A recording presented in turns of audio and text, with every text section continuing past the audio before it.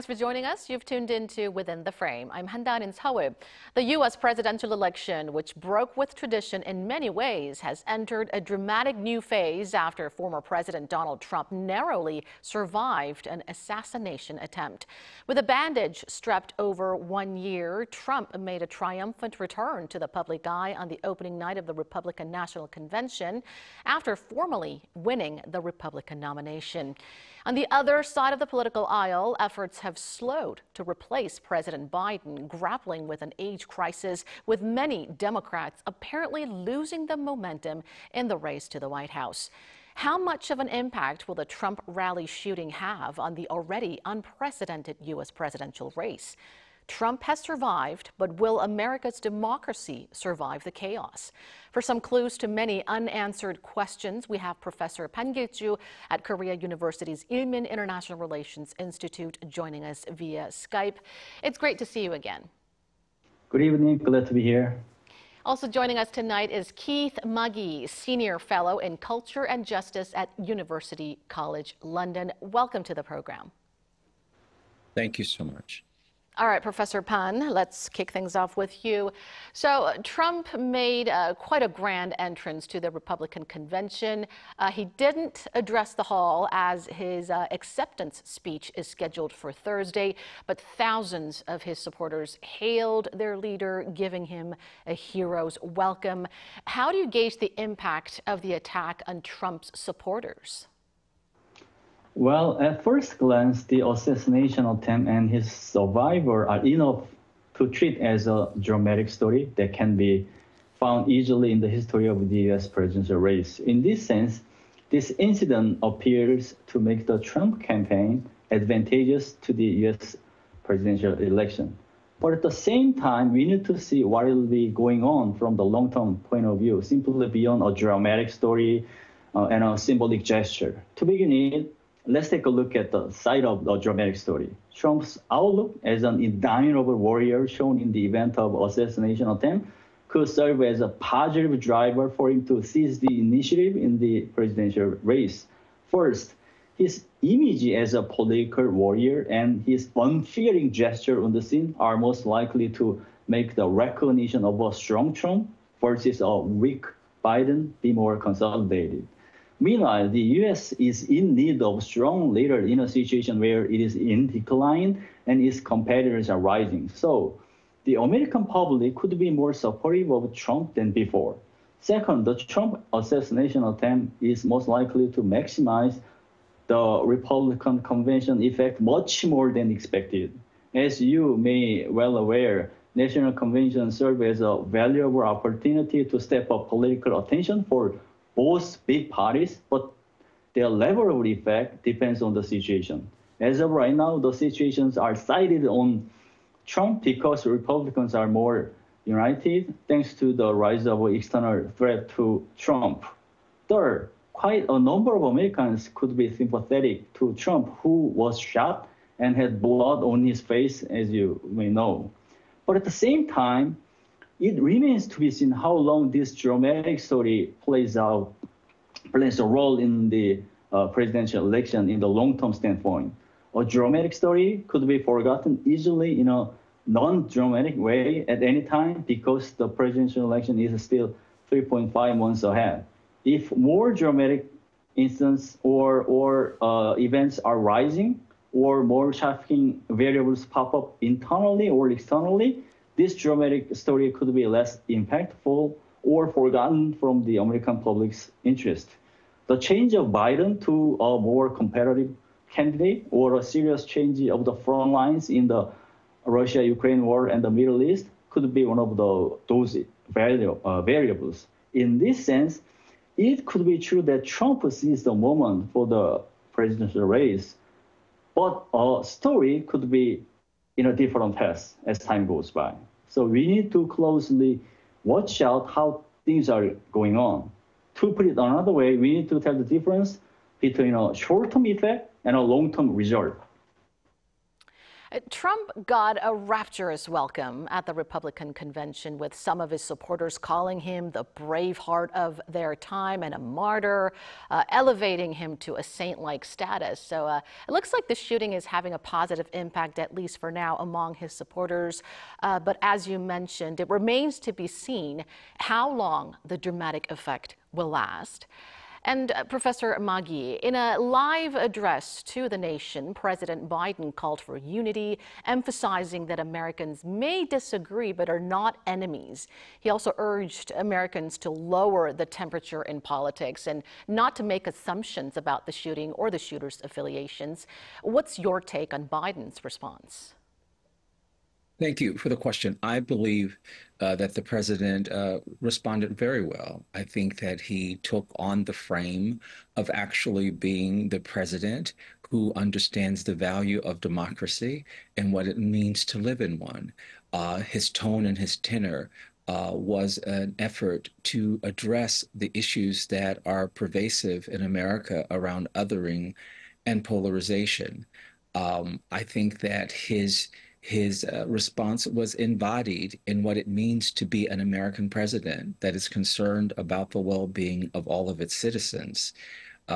He clearly understands what it means to unite a people, and that the depth of a democracy is embodied in the difference between people who come together for the purpose of investing in its land, in its country, in its mission, in its constitution.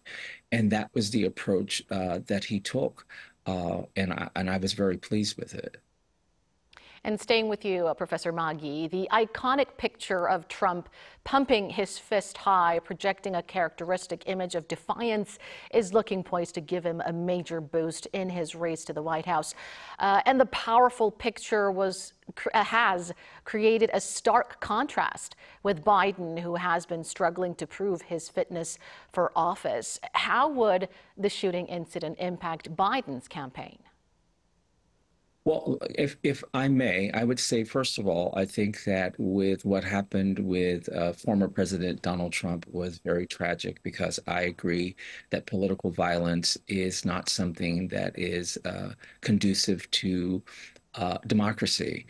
At the same time, I am very reflective of the sorts of things that the former president has done and not done towards political violence. Certainly the attempted insurrection on January 6th, where lots of fist pumping was happening on that day. To be more direct with your question, I think that, this does not have to hurt Biden. Because of what happened. I think that you don't focus on the negativity of the impact, but that in fact that Biden focuses on the things that he has done as president and the things that he is poised to continue to do, whether that's talking about infrastructure, whether that's about reproductive rights, whether or not it's the stance that he and his administration have on climate and environmental justice, where the economy is, how well it is doing, what's happening with jobs. So I think there are a lot of things that Biden can focus on that will move us beyond the tragic incident that we saw on Saturday and towards why he would be the best candidate, and why there are things that have happened that during Donald Trump's presidency, as well as since that time, where unfortunately he has been the one who has stoked some of these dynamics around fear, around saying that if he does not win, that there would be a bloodbath in America. The Democrats and Biden have not used that kind of language. So I think that Biden has to be very clear on where he is, where he stands, and we have to move beyond the very unfortunate incident and cause Donald Trump and the Republicans to take some ownership of the reason why things like this are quite pervasive in America. Well, the Biden campaign for sure faces a delicate moment, and much attention is now being drawn to how President Biden will restart his troubled campaign. And in related question, Professor Pan, some argue that heightened solidarity among Trump supporters could galvanize Democrats, potentially bolstering unity and support for Biden. And Biden is also expected to review his strategy for re-election. What are your thoughts on this? Well, the Trump assassination attempt could be galvanizing Democrats, but this galvanizing impact might not be gaining pace right at the moment because a rush to unite Democrats using the treasury of the opposite candidate could make the Democratic Party face blowback. So the Democratic Party might stop over when it will be a perfect time to upset a dramatic story rather than bolstering unity right away. Meanwhile, as time goes by, a better time might be coming at least once, and Democrats will go ahead to take the opportunity to turn things around. To be more precise, similar to United Republicans, Democrats could be united because they could be worried more seriously about losing the presidential election. They think that Trump's return to the White House might lead to a crisis of American democracy because his supporters stormed the U.S. Capitol in 2021, and he was accused of inciting them. This worry could be bolstering unity so that Democrats can support Biden more than before, despite his weakness. However, the galvanizing impact could take a different trajectory as well. The Democrat National Convention is months away. As you may know, it is scheduled to be held in Chicago on 19 to 22 August.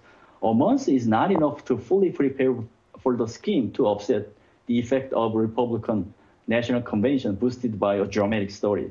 So a sense of crisis could be spreading due to the time restraint. By doing so, the rise of a new presidential candidate could gain pace more seriously than before. If Democrats think they are most likely to lose the race, indeed, due to this dramatic story, they push harder Biden to concede this candidacy to a more competitive person.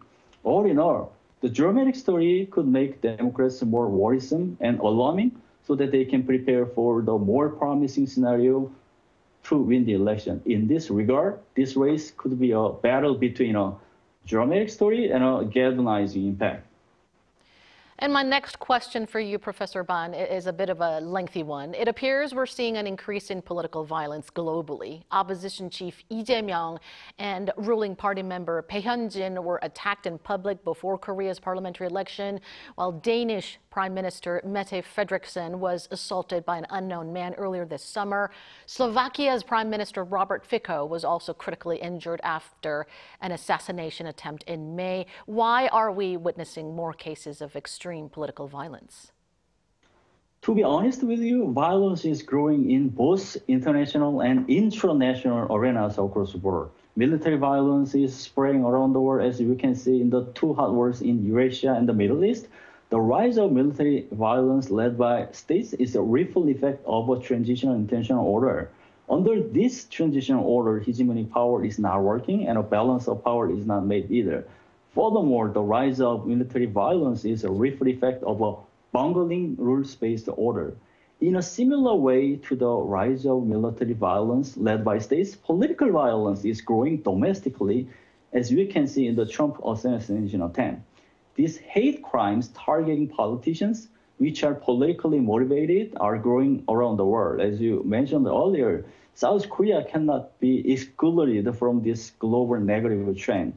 I would say that political violence shows that a domestic level of rules-based order became weaker than before due to weakening political norms. Moreover, these trends could be a sign of the retreat in democracy around the world. Democracy is the very architecture where rules are at the forefront. However, these days, politicians are fighting with each other and political compromise is less visible.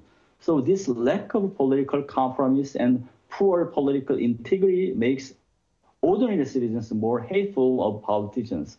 So I would say that the crisis of democracy is partly to blame for this incident. And furthermore, this political violence puts democracy at stake.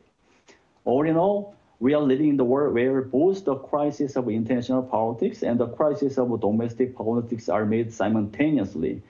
The co-presence of both crises makes global citizens more dangerous. But at the same time, these two-level crises could serve as a driver for global citizens to gather together and make an effort to address these hurdles. Dr. Maggie, the shooting at the Trump rally has once again highlighted America's increasing political violence and division, with Republicans and Democrats pointing fingers at each other. What do you think are the main factors behind the grievance-fueled politics in the U.S.? I believe there are a number of things. I think, first of all, the issues that we have with othering, whether that's your race, your religion, your sexuality. So othering is one of the biggest phenomenons that America has to deal with because it is fueling it, as well as the issues of marginalization, the people who are being marginalized and feel like they're being left behind while others seem to be thriving. How do you deal with the socioeconomic issues, and how do you ensure that policies are delivered down to people where they understand that they too are included? And that, aligns itself with the lack of equity. And then the fourth thing I would say that America really has to deal with is its deeply embedded issue around racism. That is, of course, a part of the othering. But, the Make America Great Again movement is really a racist, extremist, white nationalist movement that is attempting to say that those who are not white and American have no place in America. How does America really come to terms with this, 450 years of what it means to have been Black versus white in America? How do we deal with that and realize that America is supposed to be this melting pot? It's supposed to be this place where everyone belongs. How do we find a way forward where everyone actually belongs in America and everyone has a contribution to the American society? If we deal with that, if we deal with the deeply embedded issues, then I believe that we can deal with what is fueling this level of hate and division, and understand that that truly does not represent the best of a democracy.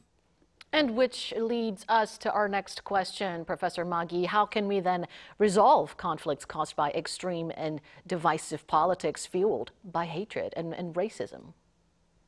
Well, America has a long way to go, and I wish that, in the next 3.5 months that there was a good resolve for us, but I think it will take longer than this American election.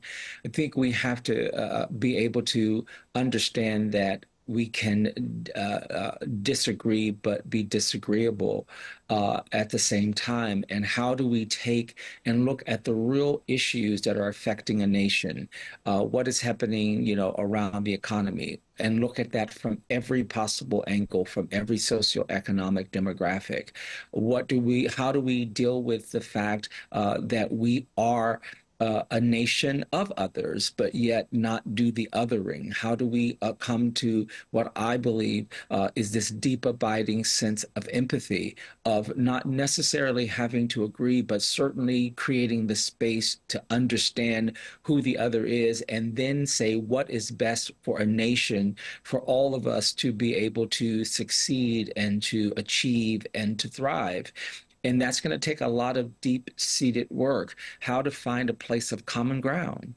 Those are the things that I think are really important. And unfortunately, I don't believe that either candidate, either party has come to that kind of truth and said, here's a sense of truth and reconciliation that a nation can use in order to move forward. I think that, going forward, we need to look for new leadership that represents the best of what America represents and not the worst, and that which is only looking back and looking through a lens of the past, but have some leaders that can frame what America can be in the future. And wrapping up our discussion with the final question, Professor Pan, the assassination attempt has thrown already tumultuous U.S. election campaigns into greater uncertainty. What would be the key points to watch out for in the next 4 months? Well, your question is linked to the following four questions. First, how long does a dramatic story play a role in making Trump be recognized as a warrior? Are there any factors to change the image of Trump as a competitive and a strong candidate? Trump still faces legal challenges. Although they might not stop him from continuing his candidacy, these challenges will continue to make him recognized as an unsuitable leader of the United States, which is the leading democracy in the world. The second question would be how much J.D. Vance, picked by Trump as a candidate for vice president, can fill up his weaknesses. In particular, we need to watch out whether his pick can make a second dramatic story or not. Since Trump is old, aggressive, and unethical, he might try to cover up his bad image as designating a person different from him in many ways. Since J.D. Vance is 39 years old and he's obviously much younger than Trump, aside from that, Trump has permitted Nikki Haley, his primary rival, to speak at the Republican National Convention. Whether Haley assumes a certain role in the camp or not can be one of the key points to watch out. The third question would be how a conspiracy theory plays out in the presidential race in a situation where assassination attempts on presidents or presidential candidates serve as a frequent source for a conspiracy theory.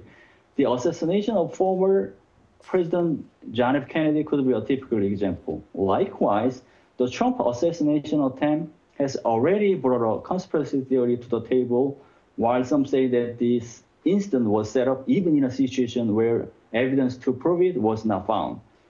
Finally, what type of scenario does the Democratic Party prepare in an effort to counter the leading Trump camp? Dramatic persons from Democrats could be rising unexpectedly to the presidential race to counter a dramatic story on Trump. One of the main characters in a dramatic story from the side of the Democratic Party could be Michelle Obama, the former First Lady of the United States. She serves as a main character and an iconic person in American politics because she is the first African-American First Lady of the United States, and she is still popular. She appears reluctant to be a politician at the moment, but how she reacts to the lopsided game in the presidential election could be one of the key points to watch out. Similarly, the role of Barack Obama could be in the spotlight.